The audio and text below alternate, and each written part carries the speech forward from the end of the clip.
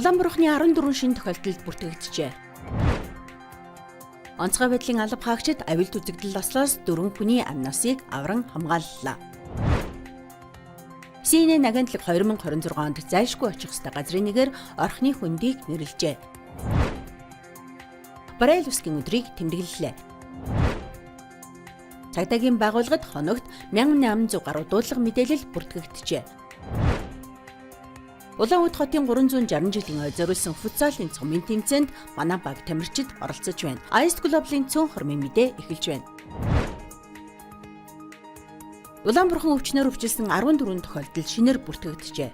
Томууд ус өвчний дэгдэлд идэвхтэй байгаа энэ үед хүүхэд Улаанбуурханы халдварт нэмж авч хүн дээр өвдөх явдал гарч байна. Ялангуяа энэ бага насны хүүхдүүд ой хүрээгүй тэр тусмаа вакцинд хамрагдаагүй хүүхдүүд илүү өвдөд хүнд өвдөд идэг. Ийхүү харьцангуй намжаад байсан Улаанбуурханы гаралт дахих магадлалтайг мэргэжилтнүүд анхаарууллаа. Онцгой байдлын алба хаагчид 72 удаагийн авилт үзэгдэл ослоос 4 хүний амь насыг авран хамгаалжээ. Тодорхойлбол 12 дугаар сарын 29-ноос энэ сарын 4-ний хооронд улсын хэмжээнд нийслэлийн 8 дөрөг 13 аймгийн 20 суманд нийт 72 удаагийн авилт үзэгдэл осол бүртгэгдсэн байна.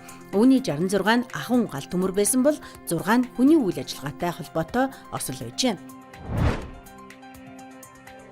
CNN агентлаг 2026 онд зайлшгүй очих ёстой газрын нэгээр орхины хөндийг нэрлэлээ.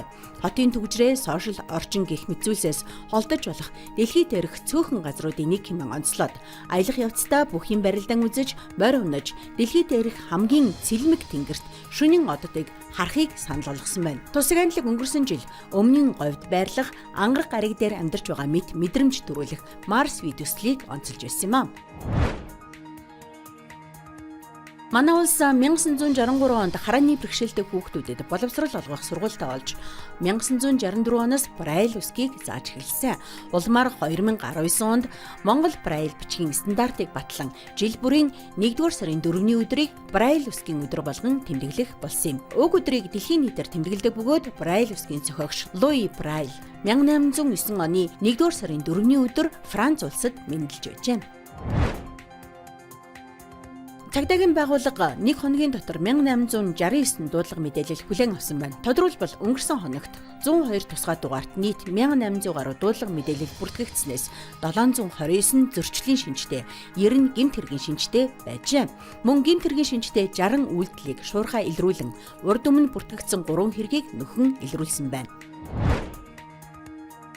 Улаанбаатар хотноо футзалны тэмцээн болж байна. Тодорхойлбол энэ сарын 4-өөс 8-ны өдрүүдэд Улаанбаатар хотын 360 жилийн ой зориулсан олон улсын футзалын цомын тэмцээн эхэллээ.